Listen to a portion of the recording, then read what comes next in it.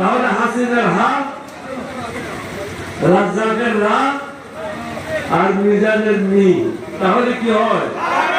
হারামি। বলতে যাও না হারামিদের দল।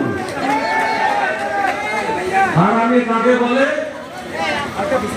যাদের জন্মের ঠিক নেই তাদেরকে হারামি বলে। এটা আমার কথা না, আমার নবীর কথা। এখানে যারা আলেম আছে হাদিস দিয়ে বুঝিয়ে দেবেন। হুজুর পাককে জীবনে কেউ সালাম দিতে পারে নাই। একদিন একটা ছেলে ও বললো যে আমি সালাম দেব।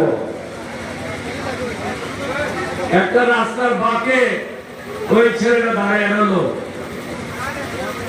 এবং হুজুর পাক সাল্লাল্লাহু আলাইহি ওয়াসাল্লাম যখন সামনে আসলেন দৌড়ে এসে বলে আসসালামু আলাইকুম।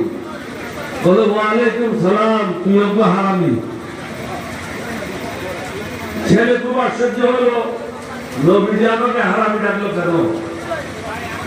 দৌড়ে ঘরে গেল মার কাছে,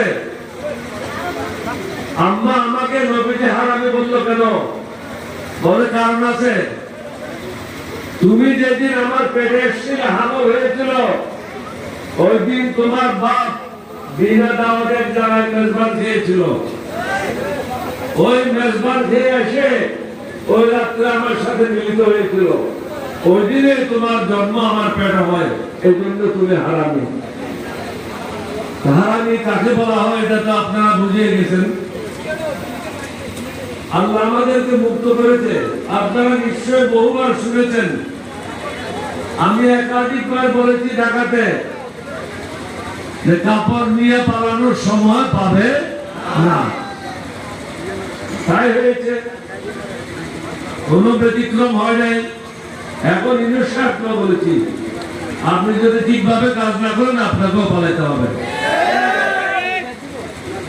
মানুষ খুশি না, দেশে শান্তি নাই, মানুষের পেটে ভাত নাই, পকেটে পয়সা নাই। আজকে ঢাকা থেকে আমার চট্টগ্রাম আসতে, বাড়িতে আসতে 11 ঘন্টা লাগলো। চিন্তা করেন, কোন জায়গায় আমি নিজে চেষ্টা করে বিএনপি আমলে আমরা হাইওয়ে পুলিশ করেছিলাম। ঢাকা থেকে চট্টগ্রাম পর্যন্ত কোন জায়গায় হাইওয়ে পুলিশের কাগজ দেখি নেই। যেখানে মানুষ হাঁটার কথা সেখানে দোকান, যেখানে গাড়ি চলার কথা সেখানে দোকান, যেদিকে কার চলার কথা সেখানে ট্রাক চলে।